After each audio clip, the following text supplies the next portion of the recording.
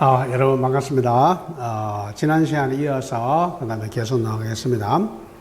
단원별 문제풀이 과정에서 이제 그 2단원이죠. 그 2단원에서 우리가 수업 들어가기 전에 몇 가지 먼저 설명드리겠습니다. 지난 시간에 제가 간단히 말씀드렸지만은 이제 시험 날짜가 구체적으로 10월 19일로 잠정 결정됐기 때문에 거기에 맞추어서 여러분들이 공부를 하셔야 됩니다. 그래서 이 공부를 하신다 하는 것은 기간이 이제 2달 정도 여기 연장되기 때문에 충분히 여러분들이 이렇게 이론 공부라든가 문제풀이 공부를 충분히 더 숙지할 수 있는 시간이 주어졌다는 뜻입니다. 그래서 그 시간이 주어졌다는 것은 그만큼 여러분들의 그 계속 공부해오던 사람은 유리하다는 뜻입니다. 예. 그래서 유리하게 작용할 수 있기 때문에 여러분들이 꾸준히 이렇게 공부를 하시면은 분명히 좋은 결과를 가져올 것입니다. 이게 희망을 가지고 열심히 공부하시기 바랍니다. 아시겠죠? 열심히 해야 됩니다. 먼저 1번 보세요. 계약등기 우편 제도 중 반송수수료 사전납부 제도에 대한 설명으로 옳지 않은 것은 옳지 않은 걸 물었습니다. 옳지 않은 거 이게 발송인의 계약관서와 계약에 따라서 미리 우편물을 접수할 때에 우편물과 반송료를 적용한 반송수수료를 합산하여 사전에 납부하는 제도이다. 일반 계약등기와 맞춤형 계약등기 모두 가능하다. 반송수수료에 반송료를 곱하여 산정한다. 반송료를 재산정기간은 1년이다. 바로 2번이죠. 여기에서 여러분들이 보세요. 우리가 이 반송수수료입니다. 이 반송수수료는요, 이런 일반형 계약등기에 해당되지, 요 맞춤형 계약등기에 해당되지 않습니다. 이거는 주로 우편물을 발송하다 보면은 반송에 어느 우편물이 나온다는 뜻입니다. 이거를 계략적으로 반송률을 계산하는 겁니다. 반송률을 이게. 그럼 예를 들어 가지고 만약에 1000통을 발송했다. 1000통을 발송했는데 대충 반송률이 만 10%라 하면은 한 100통 정도가 만다는 뜻입니까? 반송돼 온다는 뜻이죠. 그래서 이 계략적인 반송률을 계산해 가지고 반송수수료에다가 반송률을 곱해 가지고 아예 우편 요금을 말 때, 접수할 때, 요금을 납부할 때 반송수수료도 동시에 내는 겁니다. 합산해가지고, 그럼 여러분들이 만약에 1000통을 발송한다 하면은 1000통분의 우편 요금에다가 반송률 얼마입니까? 10% 반송수수료, 100통에 대한 것을 한목에 같이 사전에 많은 거 납부하는 것이죠. 이를 가지고 뭐라 한다? 반송수수료 사전 납부제도라고 얘기합니다. 이거는 무조건 일반형 계약등기에 해당되지 맞춤형 계약등기는 해당되지 않는다 하는 것이죠. 그다음 이제 반송률도 계략적으로 계산하기 때문에 1년 단위로 만다 하는 겁니까? 재산정한다. 이렇게 이해하시면 되겠죠. 그래서 답이 바로 2번이 되는 겁니다. 그 다음에 계약등기 우편 제도죠. 제도에 대한 설명으로 옳지 않은 것은 겠습니다. 옳지 않은 거. 등기 취급을 전제로 우체국장과 발송인과의 별도의 계약에 따라 접수한 우편물을 배달하고 그 배달 결과를 발송인에게 전자적 방법으로 알려주는 제도이다. 대상 우편물은 동서우편물과 소포우편물 모두 가능하다. 일반 계약등기는 등기우편에 준하여 서비스하고 맞춤형 계약등기는 일결특급 취급, 반송수수료 면제, 그 다음에 판매 배달 서비스를 제공한다. 일반형 계약등기의 요금체계는 동서우편 요금, 무기별 요금체계에다가 등기 취급 수수료, 부가 취급 수수료를 부과한다 되어 있습니다. 바로 몇 번입니까? 2번이죠. 그는 계약등기는요, 통상 우편물만 해당되는 거예요. 소포품에 해당되지 않습니다, 이게. 그래서 바로 계약등기는 두 가지가 있다. 일반형과 무슨형? 맞춤형 두 가지 있다고 배웠습니다. 그 두 가지인데 이거는 무조건 소포는 되지 않는다. 통상 우편물만 해당된다 하는 거. 그 다음에 이거는 별도로 하지 않아도 별도로 여러분들이 뭐냐면은 배달 증명입니다. 배달 증명을 신청하지 않아도 배달 결과를 누구한테 알려줍니까? 바로 발송인에게 알려주는 것이 바로 계약등기고, 그 다음에 이제 계약등기는 일반형과 무슨형? 맞춤형 두 개 있다 했죠, 이게? 그럼 예를 들어서 보세요. 결과적으로 요금 자체가 보세요. 일반형 계약등기 요금 체계는 일단 동서우편물에게 동서우편물 요금을 내야 됩니다. 무게 요금을 내야 되는 거예요. 무게 요금을. 그래서 무게별 동서우편물 요금에다가 두 번째, 일단 일을 하기 위해서는 등기 취급했잖아요. 등기 취급에게 등기 취급 수수료를 내야 되는 것이죠.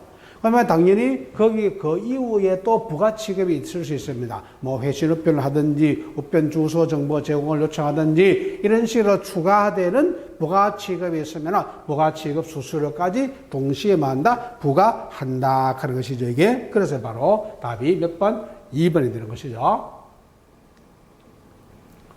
그다음에 계약 등 우편물입니다. 그 우편물에서 부가취급 수수료, 좀 전에 부가취급을 할 수 있다고 했어요. 뭐 회신 우편이라든가 본인 지정 배달. 그래서 이런 우리가 부가취급 수수료에 대해서 옳은 것을 물었어요. 옳은 것은 뭐 이건 여러분들이 외워야 되죠. 그럼 답이 4번이 되겠네요. 우편 주소 정보 제공은 얼마나? 1,000원이죠. 이게 회신 우편 얼마입니까? 1,000원이죠. 그래서 회신 우편 이거는 300원이 아니고 1,000원입니다. 1,000원. 그 다음에 이제 본인 지정 배달은 얼마입니까? 300원이죠. 그래서 본인 지정 배달은 이거는 300원. 300원. 본인 외에는 다른 사람에게 이제 그 본인에게만 말하는 겁니까? 딱 정확하게 전달해 주라는 뜻이죠. 그 다음에 착불 배달이죠. 착불 배달 얼마? 500원이죠. 이건 500원. 그래서 이건 여러분들이 뭐 부가취급 수수료입니다. 이거는 뭐 회신 우편, 뭐 본인 지정 배달 여러분들이 이것은 요금을 외워야 됩니다. 그래서 회신 우편 1,000원. 본인 지정 배달 300원, 그 다음에 착불 배달 500원, 우편 주소 정보 제공 얼마? 1,000원 하는 것이죠. 이거는 뭐 여러분들이 외워주시기 바랍니다. 그 다음에 선납 등기 라벨입니다. 선납 등기 라벨 서비스에 대한 설명 중에서 옳지 않은 것을 물었습니다. 선납 등기 라벨 서비스나 등기 번호 및 발행 번호가 부여된 선납 등기 라벨을 우체국 창고에서 구매하여 우편물에 첨부하면은 창고 외에서도 등기 우편물을 접수할 수 있다는 서비스를 말한다. 선납 등기 라벨의 훼손 및 바코드가 식별되지 않는 경우에는 라벨 및 영수증 지침 시에는 새로운 선납 등기 라벨을 발행해 준다. 그 다음에 라벨을 그 가액 범위 내에서 사용하고, 그 다음에 가액 입력에 대해서는 교환이 불가능하다. 환불은 불가하며 선납 등기 라벨로 등기 접수 후 취소하면 선납 등기 라벨을 재출력해 준다. 바로 몇 번입니까? 요 2번이죠. 일단 선납 등기 라벨이라 하는 것은요, 원래 여러분들이 등기 취급을 하기 위해서 어디에 가야 되면 우체국에 가야 되잖아요. 창고 가서 접수해야만이 등기 취급을 할 수 있다 하는 겁니다. 그런데 선납 등기 라벨 서비스를 통해 가지고 미리 그 선납 등기 라벨지를 출력받아가지고 내가 집에서 우편물에다 뭐 해가지고 이 등기 라벨을 붙여가지고 여러분이 창구에 와서도 물론 보낼 수 있습니다. 그래서 내가 등기 라벨을 가지고 창구에 접수 못하는 거 아니야. 창구에도 접수 가능합니다. 창구 접수도 가능하지만은 뭐 우체통에 넣을 수도 있습니다. 우체통에 넣을 수도 있습니다. 무인 우체국에다 넣을 수도 있다는 뜻입니다. 이게 이런 식으로 꼭 창구를 가지 않고도 뭐를 발송할 수 있다 하는 겁니까? 등기 우편물을 발송할 수 있도록 해주는 서비스가 뭐다? 선납 등기 라벨 서비스가 되는 겁니다. 그런데 여기서 2번은 뭐냐? 혹시라도 라벨이 훼손되거나 바코드가 식별되지 않아서 근데 영수증 들고 가면은 우체국 가면은 새로운 선납 등기 라벨을 발행해 주는 것이 아니고 원래 발행된 기존 번호입니다. 그 번호에 해당되는 라벨지를 새로 출력해 주는 겁니다. 그러니까 여러분들이 새로운 선납 라벨을 발행해 주는 게 아니고 기존에 뭐냐면 바코드 식별되어야 하는 그 기존에 있는 라벨지를 다시 뭐 해주는 겁니까? 재출력해 주는 데 있다. 재출력. 그래서 옳지 않는 거기 때문에 바로 답이 2번이 되는 겁니다. 그 다음에 혹시나 이거는 라벨 범위 안에서 그럼 예를 들어 만약에 등기 라벨지의 액수가 3,000원이면 3,000원 범위 안에서 사용할 수 있는 겁니다. 그럼 만약에 여러분 돈이 액수가 무게가 더 무거워가지고 추가 요금을 내야 되는 건 추가로 내야 되고 혹시라도 여러분들이 3,000원인데 이번에 발송하는 물건이 2,500원이야. 그 500원 입력금이 있을 수 있습니다. 입력금을 내주는 것이 아니다. 이거는 범위 내에 사용이 가능하고 입력금에 대해서는 뭐한다? 교환이 이렇게 불가하다 하는 겁니다. 이게.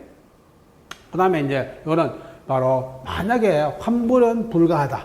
환불은 안 됩니다. 그런데 선납 등기 라벨 등기로 접수했다고 우편물 붙였다는 뜻이야. 이게 바로 등기를 접수하고 난 다음에 이걸 취소하는 겁니다. 그럼 취소하면 이미 라벨지를 출력받은 걸 붙여놨잖아요. 그러면은 이제 그 취소를 했다면은 그 라벨지를 다시 뭐 해준다 하는 거 바로 재출력해 주는 겁니다. 다시 뭐 할 수 있도록 다음에 사용할 수 있도록 하기 위해서 재출력해 줍니다. 여기 바로 선납 등기 라벨 서비스에 대한 일반적인 내용이죠. 이게 잘 좀 기억을 해주기 바랍니다. 선납 등기 라벨 서비스에 대한 설명으로 옳은 것을 물었습니다. 서비스 대상은 등기 통상과 그다음에 등기 소포물에 해당한다. 이용범은 우편 창구에서 구매한 선납 등기 라벨을 우편물에 첨부하여 우체국 창구를 제외한 무인 우체국이나 우체통 투함 방문 접수 시 이용할 수가 있다. 판매 가격은 중량별 일반 통속 우편 요금 플러스 등기 요금 플러스 이길 특급이며 모든 우체국 별정 우체국 제외 우편 창구에서 발매한다. 요요기한은 구입 후 1년 이내이다 되어 있습니다. 이게 그럼 여기서 보세요. 이게 선납 등기 라벨 서비스입니다. 이게 여기에서 여러분들이 문제가 옳은 걸 물었죠. 그럼 옳은 걸 물었기 때문에 답이 요거는 바로 1년 유효기간. 그래서 요거는 유효기간은 구입 후 얼마 돼야 됩니다. 바로 1년 이내죠. 그럼 여기서 보세요. 1번 틀린 이유가 바로 이게 선납 등기 라벨입니다. 선납 등기 라벨은 이거는 어디에 해당됩니까? 이거는 여러분들이 우리가 등기 소포가 아니고 일반 등기 통상 우편물이죠. 이게 통상 우편물에 한해서만 이게 가능하다 하는 것이죠. 그래서 바로 이거는 통상 우편물이 되야 됩니다. 그 다음에 2번이 틀린 이유가 뭐냐면 일단 선납 등기 라벨을 가지고 우편 창구를 제외한 게 아니고 창구를 포함한 겁니다. 선납 등기 라벨을 가지고 내가 출력받아가지고 해가지고 우체국 창구도 갈 수 있습니다. 그래서 창구에서도 접수가 가능하지만 무인 우체국이라든가 우체통 투합이라든가 방문 접수라든가 다 가능하다. 그러니까 이거는 꼭 창구를 가지 않고도 내가 할 수 있다? 등기 우편물을 발송할 수 있는 서비스가 뭡니까? 바로 이게 선납 등기 라벨이잖아요, 이게. 그래서 바로 여기는 제외가 아니고 뭐가 돼야 됩니까? 포함이 돼야 됩니다. 이건 포함이 돼야 됩니다, 이게. 그 다음에 판매 가격입니다. 이 판매 가격은요, 이게 여러분들이 바로 일반 통상 우편 요금, 이거는 등기는 안 된다 해서 통상 우편 요금에다가 등기 취급하니까 등기 요금 내야 되죠. 그럼 본인이 만약 이길 특급을 발송을 원하면은 이길 특급 요금을 선택하면 됩니다. 이게. 그래서 이건 당연히 일반 통상 우편에다가 등기 요금 이거 필요 없으면은 여기가 이거는 등기 취급에 해당되는 겁니다. 이게. 그 다음에 모든 우체국에서 여기서 여러분들이 이게 바로 이거는 별정 우체국이라든가 또는 우편치국에서 이거는 포함이 된다 그런 거. 포함. 이게 포함해서 바로 여러분들이 판매가 가능하다 하는 거. 그 다음 여기서 여러분 기억해야 됩니다. 원래 여러분들이 우체통에다가 우편물을 여러분들이 이제 투함합니다. 그러니까 원래 여러분 일반적인 우편물은 우편물 송달 계약이 성립되는 이유가 창구에 했을 때, 접수했을 때에, 우체통에 했을 때, 투함했을 때에, 그 다음에 방문 접수 시 영수증을 발급받았을 때가 송달 계약이 성립한다 했어요. 그러나 여러분들 이거 선납 등기 라벨지는요, 우체통 투함을 했다 해가지고 바로 계약 성립하는 것이 아닙니다. 요거는 우체국에서 수거해가지고 와서 우체국에서 접수가 다시 여러분들이 돼야 돼요. 왜요? 그래야만이 할 수 있습니까? 등기번호에 입력을 할 수 있다 하는 거예요. 등기번호 입력을. 그래서 이거는 우체통에 투함했을 때 계약이 성립한 것이 아니고, 이건 여러분들이 우체국에 가져와서 등기번호에 따라서 전산에 되면 입력되는 순간에 된다? 이거는 송달 계약이 성립하는 것이라고 이렇게 여러분들이 이해를 하셔야 됩니다. 이게. 그래서 답은 여기에서 바로 몇 번이 된다? 옳은 것이기 때문에 4번이 되는 겁니다. 4번. 그 다음에 국내우편의 보험 취급입니다. 보험 취급에 대한 설명으로 옳지 않은 것을 물었습니다. 보험 취급입니다. 보험 취급 우편물은 통상 우편물과 보험 소포로 이루어진다. 보험 통상에는 통화 등기, 물품 등기, 유가 등기로 나누고, 그 다음에 번듯이 보험 등기 취급용 봉투를 이용해야 된다. 보험 소포는 사회 통념상 용도에 비해서 가격이 높다고 발송인이 신고한 것으로 그 취급에 유의할 필요가 있는 고가품, 기정품 등의 소포 우편물의 취급 대상이다. 보험 취급된 우편물에 분실된 경우에는 보험 가액을 기준으로 배상한다 되어 있습니다. 이게. 요거는 여러분들이 바로 옳지 않는 걸 물었기 때문에 2번이 되겠죠. 이게. 보세요. 일단 여러분들이 보험 취급에는 두 가지. 보험 통상 우편물도 보험이 가능하고, 그 다음에 소포 우편물도 보험이 가능하죠. 그럼 통상우편물로 보험이 바로 요게 통화등기, 물품등기 뭐고, 유가증권 등기고, 그 다음에 소포우편물로서는 뭡니까? 여기 나오는 보험소포가 되는데, 여기서 이제 문제는 이겁니다. 우리가 여기서 이제 반드시 보험등기 취급용 봉투를 사용해야 된다 하는 것은 아니죠. 여러분들이 원칙적으로는 어디에 보험 취급용 봉투를 사용하는 겁니다. 하는데, 그 물건의 성질상, 특히 여러분들이 여기 나오는 물품 등기 같은 경우입니다. 이게 물품 등기 같은 경우에는 그 봉투에 넣을 수가 없는 경우에는 뭐 할 수 있습니까? 이건 여러분들이 다른 봉투를 이용하거나 포장도 가능하죠. 특히 여기서 우리가 그 물품의 모양이라든가 이렇게 따라서 우리가 봉투에 넣어서 보험 취급용 봉투에 넣기가 곤란할 수 있단 말이야. 그런 경우에는 바로 다른 봉투를 할 수도 있고 사용할 수도 있고 아니면 말 수도 있어 포장을 했어도 발송은 가능합니다. 이게. 그래서 여러분들 반드시 하는 말 때문에 틀렸다 하는 겁니다. 이게. 그다음 여러분들 이제 보험소포는 사회통념상 가격이 용적에 비해서 높다고 판단되는 이런 것으로 발송인이 신고한 거기 때문에 이거는 결과적으로 보세요. 우리가 보험 가액을 결정할 때, 물품 가액 결정할 때에는 뭐 하지 마라 했어요? 여기에서 역시 마찬가지로 물품 등기라든가 보험 취급, 보험 소포라든가 이런 물품 등기나 보험 소포할 때 보험 취급 물건입니다. 물건 가액에 결정할 때는 발송인이 결정하죠. 그 발송인이 결정하기 때문에 누구는 그 접수 담당자는 여기에 대해서 뭐 하지 마라 했어요? 관여하지 마라. 이렇게 여러분들이 배웠던 겁니다. 그래서 답이 2번이 되는 겁니다. 예. 그 다음에 등기, 통화등기죠. 통화등기에 대한 설명으로 옳지 않은 것은 통화등기입니다. 우편을 이용해서 현금을 직접 배달해주는 특수취급제도이다. 주소지까지 현금이 직접 배달되므로 우편, 환이나 수표보다 편리하기 때문에 소액 송금제도로 많이 이용된다. 보험 취급을 하기 때문에 취급 도중에 분실된 경우에는 통화등기 전액을 변상해준다. 취급 대상 현재 통용된 국내 통화와 미국의 달러와 등 국제사회에서 신용도가 높은 일부 화폐로 한정하며 취급 한도액은 원화 기준 100만 원 이하이다. 바로 옳지 않은 거니까 몇 번이 되겠어요? 이거는 4번이 되겠죠, 이게. 일단 여러분들이 뭐 현금을 직접 우리가 전달해 주죠. 그러면 여러분들이 만약에 수표라든가 또는 통장에 통장 입금해 줬을 때면 다시 현금 찾으러 금융기관을 가야 되죠. 이게. 그래서 여러분들이 이런 불편한 점을 들어주는 것이 바로 뭐다?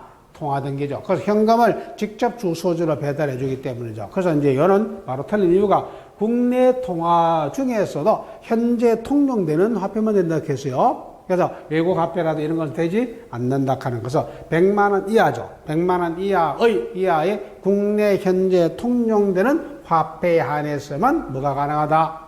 통화등기가 가능하다고 앞에서 여러분들이 배웠던 겁니다. 그래서 답이 옳지 않은 거니까 몇 번? 이게 4번이 되겠죠. 그다음에 보험취급입니다. 보험취급하는 물품등기죠. 그 물품등기에 대한 설명으로 옳지 않은 것은 물품등기입니다. 보험취급용 봉투에 넣어 수치를 직접 배달한 소포품물에 한정한다. 그 다음에 취급 대상 금, 등의 기금속이나 다이아몬드, 진주 등의 보석료, 옹시, 원산의 여권 등 주관적 가치가 있다고 신고되는 물품이다. 취급 가액은 발송인이 결정하기 때문에 접수 담당자는 취급 가액 판단에 관여할 필요가 없다. 취급 가액은 10원 이상 300만 원 이하의 물건에 한하며 10원 미만의 단수는 붙일 수가 없다. 되어 있습니다. 뭐요? 바로 1번이죠. 이건 여러분들이 보세요. 물품 등기는 통상 우편물이라고 했어요. 이게. 그러니까, 물론 보험 취급에는 통상 우편물도 되고 뭐도 된다. 소포 우편물도 되죠. 그런데 소포 우편물은 보험소포, 안심소포잖아요. 그 안심소포카는 보험소포에 해당되고, 통화등기, 물품등기, 유가증권 등기입니다. 그래서 바로 이렇게 유가증권, 그 다음에 그 물품등기, 통화등기는 뭐 해야 된다? 이건 여러분들이 바로 우리가 이 소포 우편물이 아니고 무슨 우편물입니까? 통상 우편물이죠, 이게. 그래서 이건 통상 우편물에 해당된다 하는 겁니다, 이게. 그래서 이건 답이 옳지 않은 걸 물었기 때문에 1번이 되는 것이죠. 그 다음에 이제 취급 대상이 바로 이런 기금속이라든가 또는 여러분들이 이렇게 보석료라든가 뭐 주관적 가치를 가지고 있는 거. 그래서 이 주관적 가치를 가지고 있다. 기금속이라든가 이런 보석류의 가격입니다. 가치입니다. 이거는 보는 사람에 따라서 가치가 다 다르단 말이야. 따라서 이와 같은 것은 각자 다르기 때문에 바로 가액 결정에는 누가 알아서 하락하는 겁니까? 발송인이 알아서 하락해서 발송인이 알아서 하고 절대 여러분들이 마지막 하락하는 겁니까? 바로 이게 여러분들이 그 접수 담당자는 여기에 대해서 간섭하지 마라 이렇게 여러분들이 배웠던 것이죠. 그다음 유가증권 등기에 대한 설명으로 옳지 않은 것은 유가증권입니다. 유가증권. 현금 교환할 수 있는 우편환이나 수표, 상품권, 선화증권, 청구증권, 화물, 상환증 등이 취급 대상은 되지만 주권이나 어음은 취급 대상에서 제외한다. 보험 취급료 봉투를 사용하며 망치나 훼손 시에는 봉투 표면에 기록된 금액으로 배상한다. 그다음 취급 한도에 간 액면 또는 금면 가액이 2천만 원 이하이며 100만 원 이하의 단수는 붙일 수 없다. 사용된 유가증권료라든가 기프트카드 등을 보험 취급을 원할 경우에는 유가증권 등기를 취급할 수 없지만 물품 등기는 취급이 가능하다. 바로 뭐요? 옳지 않은 거니까 1번이 되겠죠? 이게 옳지 않은 겁니다. 여기서 현금과 교환할 수 있는 정서가 바로 뭐야? 유가증권이죠. 그는 바로 유가증권은 재산적 가치를 가지고 있다는 겁니다. 그러니까 현금과 뭡니까? 교환이. 그래서 바로 교환할 수 있는 이런 우편한, 수표, 뭐 상품권, 주권 이런 거 다 뭐 된다? 유가증권 취급 대상이 된다 하는 겁니다. 그래서 바로 이거는 전부 다 유가증권 등기의 취급 대상이 주권도 되고 도 가능합니다. 두 번째, 이거는 여러분들이 봉투의 표면에 분실하면 표면에 1,000만 원 그럼 1,000만 원을 뭐 하는 겁니까? 배상하도록 되어 있는 것이죠. 근데 이거는 바로 최고 한도가 얼마 가지고 2,000만 원인데 여기서 이제 문제입니다. 사용된 유가증권이라든 기프트카드입니다. 만약에 여러분들이 사용되지 않은 유가증권 기프트카드는 뭐가? 그 자체가 유가증권이야. 사용해서 재산적 가치가 없는 겁니다. 그런데 이제 쉽게 말해서 재산적 가치가 유가증권으로서는 가치가 없지만은 발송일이 주관적으로 가치가 있다고 예를 들어가지고 이런 기프트 카드를 수집하는 사람이 있을 수 있습니다. 그럼 이와 같은 건 사용하지 않은 기프트 카드는 유가증권 등기로 뭐가 발송하여 발송이 가능하죠. 그러나 바로 사용한 기프트 카드 유가증권은 아니야. 그러나 물품으로는 가능하다. 그래서 바로 유가증권 등기는 안 되지만은 무슨 등기는 물품 등기로는 보험 취급할 수가 있다 없다. 보험 취급할 수가 있다 하는 겁니다. 이게. 그래서 여러분들이 바로 답이 몇 번? 1번이 됩니다. 그 다음에 보험소포입니다. 보험소포에 대한 설명으로 옳지 않은 것은 개수예요. 보험소포. 취급 대상은 보험가액 300만 원 이하의 고가품, 기정품 등 사회 통용상 크기에 비해서 가격이 높다고 발송에 신고한 것으로 그 취급에 특히 유의할 필요가 있는 물품과 파손, 그 다음에 변질 등의 우려가 있는 물품이다. 등기소포를 전제로 취급하며 내용물은 발송에 참관해 반드시 확인해야 된다. 신고 가액은 발송인이 정하며 취급 담당자는 상품 가액 관여할 필요가 없다. 부패하기 쉬운 냉동, 냉장 물품은 접수가 불가하기 때문에 내용품을 잘 확인해야 된다. 했습니다. 바로 답이 몇 번? 4번이 되죠. 일단 여러분들이 보세요. 보험소포로서 봐요. 이게 1번에 취급 대상 가액은 얼마 가지고? 최고 300만 원이야. 그 다음에 두 번째 보세요. 취급해 보세요. 사회 통용상 가격이 높다고 판단하는 것도 가능하지만 바로 파손이라든가 변질 등의 우려가 있는 물품도 뭐가 가능하다? 보험소포로 취급이 가능해. 따라서 냉동, 냉장 이런 물품은 접수가 불가능은 아니다. 여러 이런 변질이라든가 파손이라 이런 우려가 있는 것도 보험 취급할 수 있다 되어 있단 말이야. 그런데 이게는 바로 뭐예요? 등기소포입니다. 이 등기소포는 일단 이거는 당연히 등기를 전제로 하게 등기소포를 전제로 하는 거잖아요. 등기소포는 접수 다음날 배달하잖아. 그럼 여러분들이 만약에 접수 다음날까지 뭡니까? 배달이 불가능한 지역이 있을 수 있다 하는 거야. 그런 곳은 접수를 막을 수 있습니까? 제한할 수 있습니다. 그러니까 이렇게 여러분들 냉동, 냉장 물품 자체가 취급 대상에서 제외된 건 아니야. 취급 대상에 제외된 건 아닌데 가능은 합니다. 접수는 가능한데 원래 등기소포는 뭐 해야 된다? 접수 다음날 뭐 해야 되기 때문에 배달해야 된다. 접수 다음날까지 배달할 수가 없는 지역은 뭐다? 이건 여러분 접수를 뭐 하는 겁니까? 제한한다. 그런 겁니다, 이게.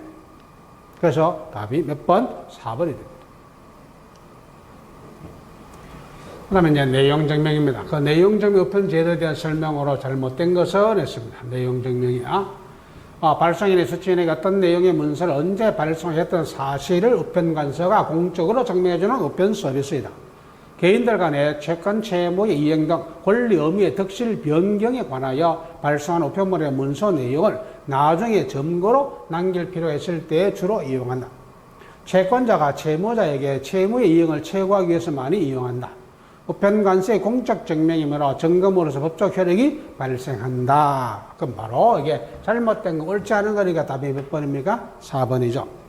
뭐 앞에서도 한번 설명 나왔듯이 이게죠. 일단 여러분 내용 증명 우편은 발송인이 수취인에게 어떤 내용의 문서를 발송했다는 사실만 누가 우체국 우편관서에서 증명해 줄 뿐이지 그 내용 자체가 진실된 것인지 거짓된 것인지는 알 필요가 없다 했어요.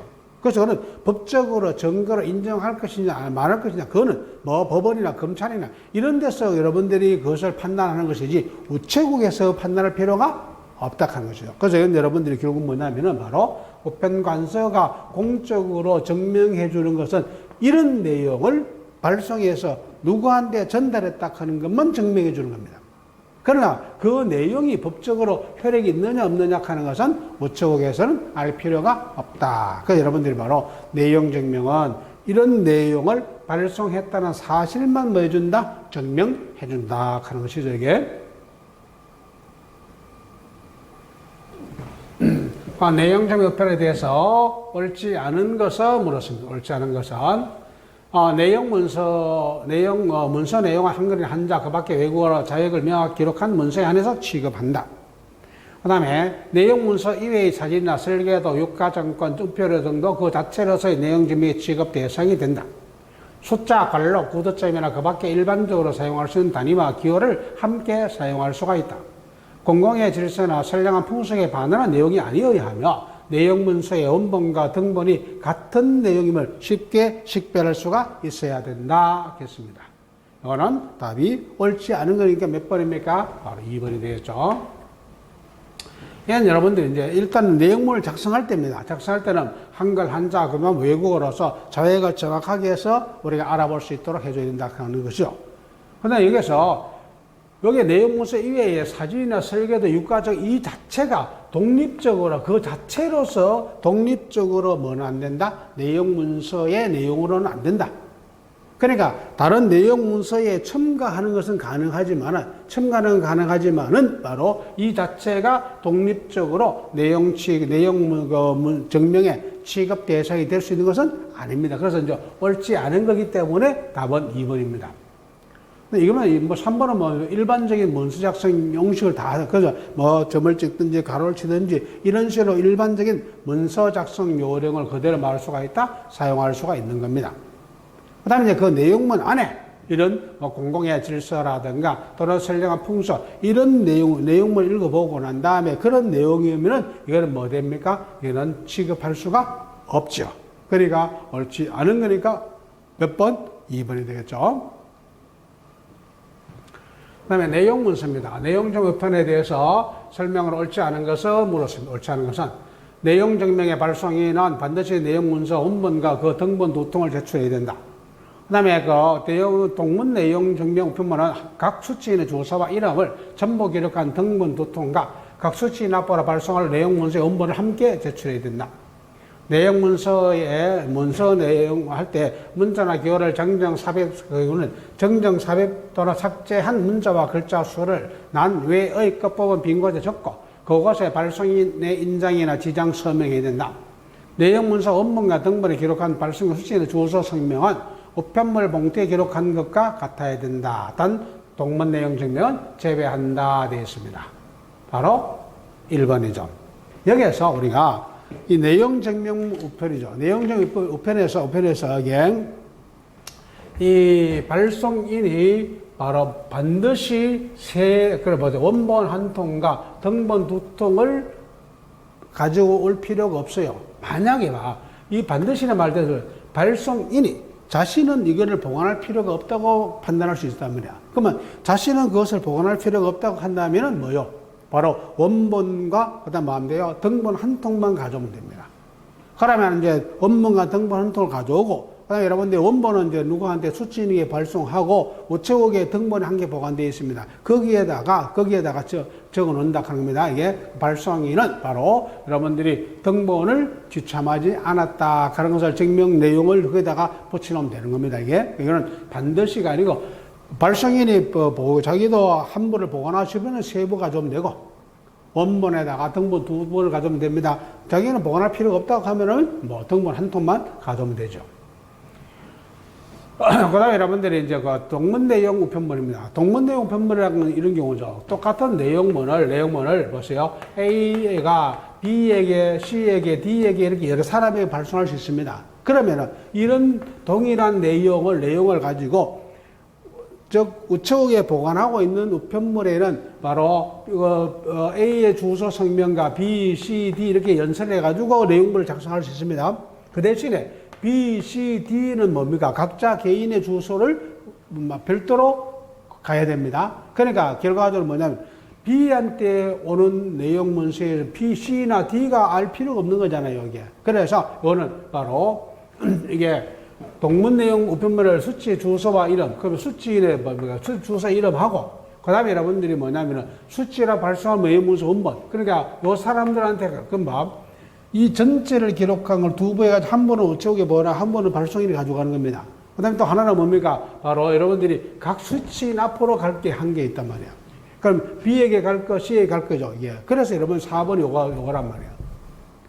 원래 여러분들이 내용 문서의 주소 성명하고 봉투의 주소 성명이 뭐야 됩니까? 일치돼야 됩니다.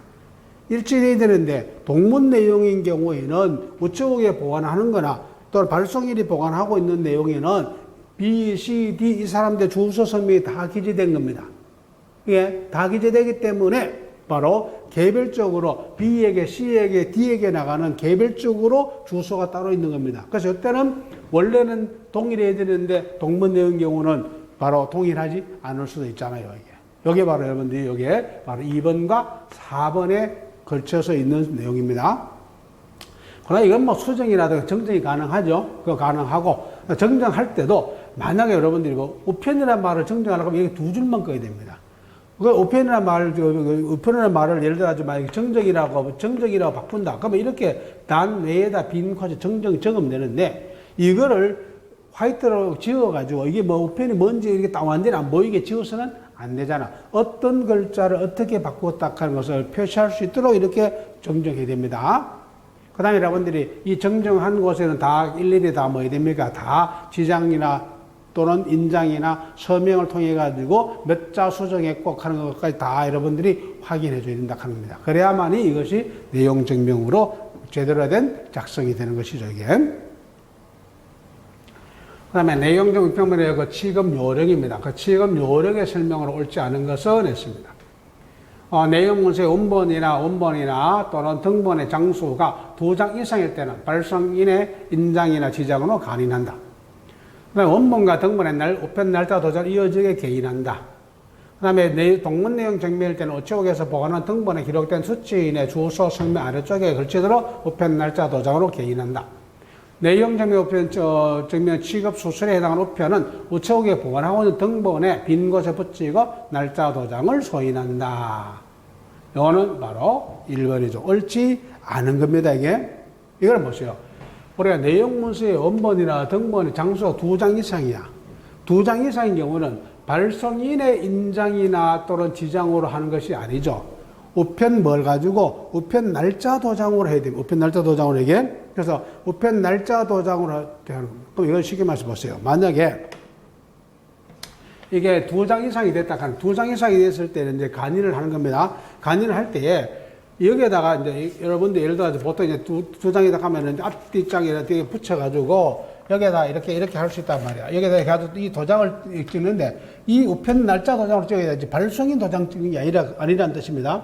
그러면 예를 들어 이 종이하고 이 종이가 연속되었다 하는 겁니다. 연속해 그래서 이걸 증명해 주는 거야. 이거는 우편 날짜 도장으로 간인을 하는 것이지 뭐 발송일에 여러분들이 그 도장으로 또는 뭐 이게 서명으로 이렇게 해가지고 간인하고 개인하는 것이 아니다 하는 겁니다. 또는 여러분들이 뭐 할 수 있느냐면은 우체국 이런 데 가면 그 구멍을 뚫는 철심으로 구멍을 딱 뚫게 돼 있는 게 있습니다. 이런 것으로는 뭐다 가능합니다. 그래서 여러분들이 우리가 바로 기본적으로 간인할 때는 여러분들이 우체국에서 보관하고 있는 여러분들이 그 날짜 도장으로 해라 제일 중요하다 하는 거예요. 그래서 여도 뭐 우편 날짜 도장이잖아요, 이게. 그 날짜 도장으로 하라 하는 것이죠, 이게. 이것이 바로 옳지 않는 거니까 답이 1번이다. 이거는 발송인이 아니고 뭐가 돼야 된다? 바로 우편 날짜 도장입니다, 이게.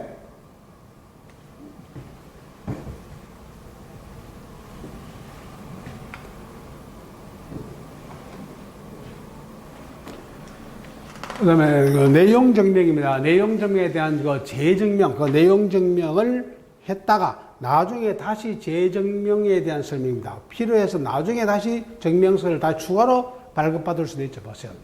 내용 증명을 발송한 발송이나 수취인이 내용 증명의 등본이나 원본을 분실했거나 새로 필요한 경우 우체국에 재증명을 청구할 수가 있다. 청구 건자는 반드시 발송이나 수취인 본인이 청구할 수가 있다. 재증명 청구 기한은 내용 증명 우편물을 접수한 날로부터 3년이며 재증명을 청구할 수 있는 우체국은 발송 우체국이다. 재증명 취급 수수료는 내용 증명을 처음 발송할 때의 취급 수수료의 반액이다. 바로 뭐요? 1번이죠. 이건 여러분들이 옳은 겁니다. 옳은 거기 때문에 1번입니다. 그래서 이거는 일단 내용 증명을 발송했다가 나중에 혹시라도 분실해가 여러분들이 이렇게 발급받을 필요가 있을 수도 있습니다. 혹시 여러분들 서류를 꾸미다 보니까 한 장이 아니고 여러 장이 필요할 수도 있다고 합니다. 그런 경우에 바로 재증명을 청구할 수 있는 것을 가지고 말한다. 이게 내용증명, 우리가 재증명이라고 얘기합니다. 재증명에. 근데 여기서 여러분들이 뭐냐. 그러게 막 2번 보세요. 청구권을 반드시 발송일 이게 반드시나 말 때 틀린 거죠. 그러니까 발송인이나 수취인도 뭐 할 수 있지만은 청구할 수 있지만 이들의 뭘 받은 사람, 위임을 받은 사람입니다. 그래서 이들의 위임을 받은 사람도 뭐 할 수가 있다? 청구할 수가 있죠. 위임을 받은 사람도 청구할 수 있습니다, 이게. 그 다음에 재증명 청구 기한은 우편물을 접수한 날로부터 여러분들이 뭐냐면은 3년 이내입니까? 접수한 다음 날부터입니까? 이거는 접수한 날 때문에 틀렸습니다. 이게 접수한 무슨 날부터? 다음 날입니다. 다음 날부터 얼마야? 3년입니다. 일반 우편물입니다. 내용 증명이 아닌 것은 발송한 다음 날부터 1년이야. 발송한 다음 날 1년 이내에 내용 증명은 보관 기간이 몇 년이기 때문에 3년이기 때문에 그래서 3년 발송한 다음 날부터 3년간 가능하고 그 다음에 내용 증명 청구할 수 우체국은 발송 우체국이다. 이거는 여러분들이 뭐 발송 우체국도 가능하고 그 다음에 여러분들이 전국의 모든 우체국도 가능합니다. 그래서 인터넷 우체국도 가능합니다. 그래서 이건 여러분들이 꼭 반드시 발송 우체국에서만 이거는 청구할 수 있는 게 아니죠. 그래서 전국에 있는 뭐 모든 우체국에서 뭐 할 수 있다? 이게 여러분들이 청구가 가능합니다. 그래서 여러분들이 이거는 바로 일반 우체국 외에도 여러분들이 뭐 이렇게 인터넷 우체국도 가능합니다. 우체국도 가능하고 우편 취급국에서도 가능하다. 그러니까 이거는 발송 우체국이 아니고 전국의 모든 우체국, 우편 취급국, 그다음 인터넷 우체국에서도 뭐가 가능하다? 이건 청구가 가능합니다. 이게. 그다음에 취급 수수료입니다. 이거는 내용점을 처음 발송할 때의 취급 수수료의 반이 아니고 재증명을 청구할 당시, 그럼 예를 들어 봐요. 3년 전에는 이게 발송, 예를 들어서 취급 수수료가 2,000원이었대, 예를 들어서. 2,000원인데, 그 다음에 여러분 3년 지나가지고 여러분 보니까 이게 3,500원 될 수 있죠. 그러면 2,000원 그 발송할 당시에 그 가격의 2분의 1이 아니고 재증명을 청구할 당시에, 그래서 재증명을 청구할 당시에 취급 수수료에 뭐가 된다? 반액이 뭐가 된다? 이게 취급 수수료가 되는 겁니다, 이게. 이것이 바로 내용 증명의 재증명 내용이죠. 그래서 이제 바로 옳은 거니까 1번이 되는 겁니다. 내용 증명 우편물입니다. 우편물의 그 열람 청구에 대해서 옳지 않은 것은 겠습니다. 열람, 이제 다시 한 번 더 볼 수 있다는 뜻이죠. 열람 방법 반드시 취급 당무자가 보는 앞에서 열람 보고 그다음에 옮겨 쓰는 것까지 포함한다. 열람 수수는 열람 당시의 내용 증명 취급 수수료의 반액이다. 열람 청구 기간은 내용 증명 우편물은 접수한 다음 날부터 3년 이내이다. 열람권자는 발송인이나 수취인이다 되었습니다. 바로 4번이죠. 역시 여러분들이 똑같습니다. 내용 증명을 재청구할 수 있는 사람이 누구라고 했어요? 재청구할 수 있는 사람이 발송인, 수취인 또는 그들의 위임을 받은 자죠. 그럼 열람을 볼 수 있는 사람도 마찬가지란 말이에요. 그럼 예를 들어 소송 중인 경우는 변호사가 와서 말 수 있다 하는 거야. 열람할 수도 있죠. 그래서 바로 이거는 발송인이나 수취인 또는 그들의 뭘 받은 사람, 위임을 받은 사람. 그래서 그들의 위임을 받은 사람이 바로 재증명을 청구할 수도 있고 또 뭐 할 수도 있다. 바로 열람. 그 아래가 직접 다시 한 번 더 확인할 수 있는 열람할 수도 있다. 이렇게 여러분들이 이해하시면 되겠죠. 그 다음에 이제 내용 증명 어편입니다. 어편물의 그 등본 보관국 이외의 의촉에서 바로 그 청구에 관한 내용으로 옳지 않은 것은 계세요. 원래 내용 증명을 여러분들이 보세요. 우리가 재증명을 청구했을 때 원래 발송국 우체국만 청구 가능한 것이 아니라겠죠. 그래서 전국의 모든 우체국이나 우편 취급국이나 또는 뭐 인터넷 우체국을 통해서 다 가능하다겠습니다. 그럼 여기에 대해서 옳지 않은 것. 등본 보관국에서 확인하기 전까지는 취소가 가능하다. 타국 접수 내용 증명 재청구 시는 등본 보관국에서는 D+1일 이내에 내용 증명 등본을 복사 후 재증명하여 이길 특급 플러스 우편 사무편으로 청구인에게 발송한다. 재증명 취급 수수료는 재증명 당시 내용 증명 취급 수수료이다. 그다음에 우편 발송 서비스 요금은 내용 증명 재증명 수수료, 우편 요금, 규격의 용량 요금, 무게별 요금입니다. 등기 취급 수수료, 이길 특급 수수료, 복사비 또 대봉투이다 되어 있습니다. 바로 몇 번입니까? 3번이 되겠죠? 이거는 여러분들이 보세요. 일단 여러분 재증명을 청구하는데 타국에서 했기 때문에 등본 보관국에서 등본으로 확인하면은 뭐가 취소가 안 된다 하는 거야. 확인하기 전까지는 취소가 가능합니다. 이건 취소 맞습니다. 이게 그 다음에 여러분들이 만약에 여러분들이 이제 그 A라는 우체국이 등본 보관국이야. B 우체국에서 친척을 했다 하는 겁니다. 그러면 A 우체국 등본 보관국에서는 이건 바로 D+1 접수 다음 날까지입니다. 다음 날까지 뭐해서 이거를 증명을 등본을 뭐해서 만들어 가지고 그다음에 이길 특급 우편 사무 우편으로 말하는 겁니까? 바로 누구한테 발송인에게 신청인에게 뭐 해주라 이거를 발송해 주면 됩니다. 근데 그 지급 수수료는요, 재증명 당시에 내용증명 지급 수수료가 아니라겠죠? 요 내용증명 지급 수수료에 얼마라고 해서 2분의 1 반이라고 했습니다. 그래서 답이 옳지 않은 걸 물었기 때문에 이건 답은 3번의 이유가 바로 지급 수수료가 아니고 지급 수수료의 얼마 반액이다. 2분의 1이다. 이래 돼야 되는 겁니다. 그럼 이제 우편 발송 이제 보세요. 그 요금은 보세요. 내용 증명 지급 수수료. 그 당연히 내용 증명 지급 수수료, 재증명에게 재증명 수수료가 그 당시에 지급 수수료의 반액에다가 우편 요금이죠. 그러니까 우편 요금 당연히 내야 되죠. 등기하니까 등기 지급 수수료 내야 되죠. 이길 특급을 하면 이길 특급 수수료 내야 되죠. 그다음 거기에서 복사를 하게 되면 복사비 한 장당 얼마 받아야 됩니까? 50원 받아야죠. 근데 이거를 재증명한 것을 A4 용지로 규격을 한다고 했죠. 그러니까 그대로 다시 하니까 대봉투 가격이 봉투 가격이란 말이에요. 100원. 이게 여러분들이 재증명 우편을 발송할 때 들어가는 총 여러분들이 그 비용이 되는 것이죠. 뭐 이거는 그대로 여러분들이 외워줘야 되는 겁니다. 이게. 그다음에 이제 배달증명 우편 제도에 대한 설명으로 옳지 않은 것은 그래서 배달증명입니다. 수취인에게 우편물을 배달하거나 교부한 사실을 배달 우체국에서 증명하여 발송인에게 부과해주는 서비스이다. 배달증명은 등기 취급을 발송할 때에 청구해야 된다.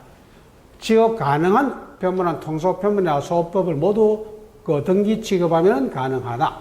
통속편물 배달증명 요금체계나 일반 통상요금, 등기취급 수수료, 배달증명 취급 수수료, 배달증명서 송달 요금, 그 다음에 일반 통상 5g의 요금이다 되어 있습니다. 이게 바로 여기서 여러분들이 옳지 않은 걸 물었죠? 답이 몇 번? 2번이 되겠죠. 예? 그럼 여기서 여러분 보세요. 이게 배달증명은 등기편물을 발송할 때만 할 수 있는 게 아니야. 발송할 때도 이것을 청구할 수 있습니다. 그래서 배달증명은 발송할 때도 청구할 수 있지만 뭐 하고 난 다음에도 발송하고 난 다음에도 뭐 할 수 있다? 청구가 가능하다. 이건 여러분 틀린 것을 물었기 때문에 답이 2번이 되는 겁니다.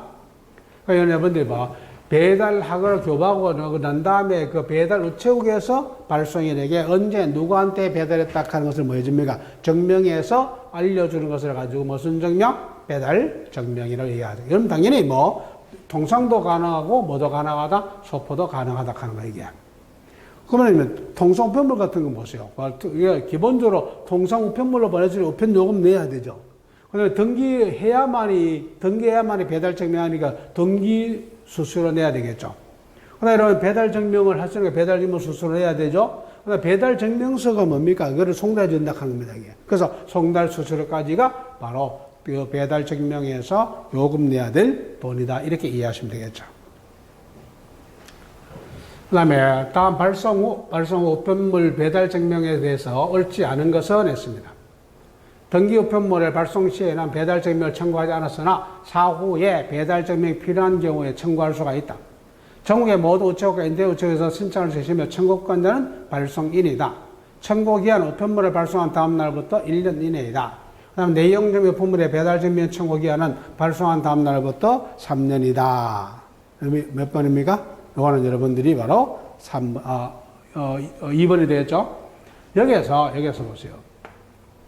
일단 아까 이제 그 배달 증명은 발송할 때도 배달 증명할 수 있지만은 여러분들이 바로 이게 발송하고 난 다음에도 뭐 할 수 있다고 했어요. 배달 증명을 할 수가 있습니다, 이게. 그럼 여기서 이제 우리가 일단 기본적으로 이거는 이거는 배달 증명하려고 하면 등기하지 않으면 안 된다고 했어요.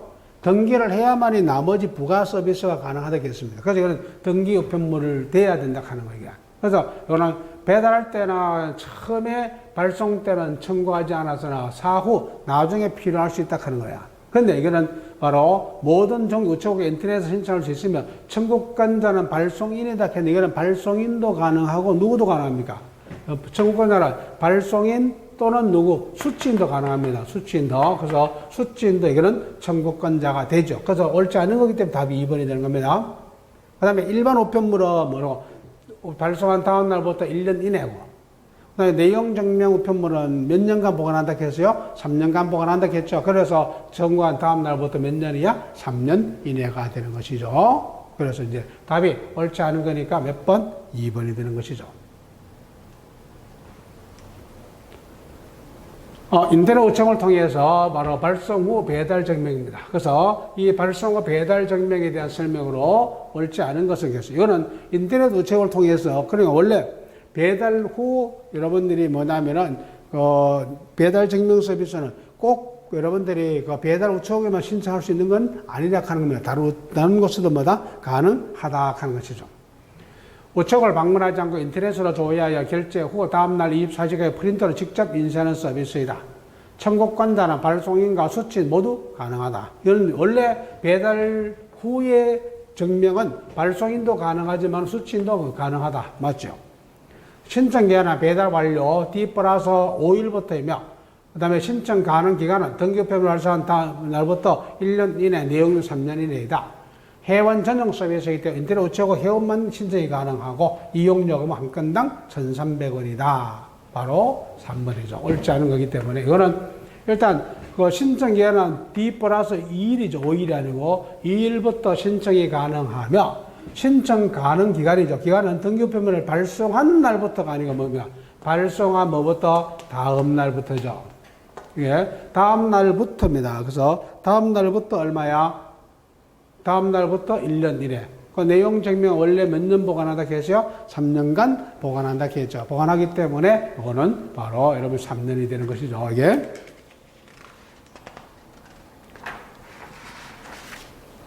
그 다음에 여러분 국내 특가 우편 제도부터는 다음 시간에 설명을 계속해 드리겠습니다. 하여튼 여러분들이 뭐 이렇게 힘드시고 하지만은 꾸준히 계속 열심히 잘 하시기 바랍니다. 수고했습니다. 다음 시간에 뵙겠습니다.